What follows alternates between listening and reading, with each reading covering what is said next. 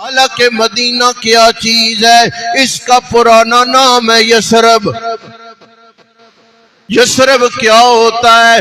بیماریوں کی جگہ ہے، پریشانیوں کی جگہ ہے، اذیتوں کی جگہ ہے، تکلیفوں کی جگہ ہے۔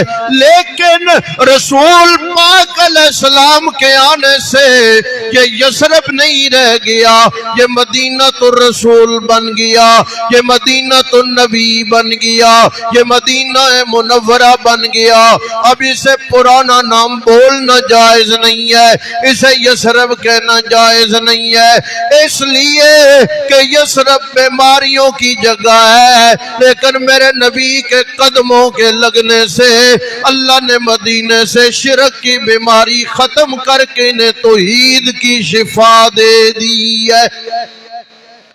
اب یہ مدینہ منورہ ہے، اب یہ مدینہ النبی ہے، اب یہ مدینہ الرسول۔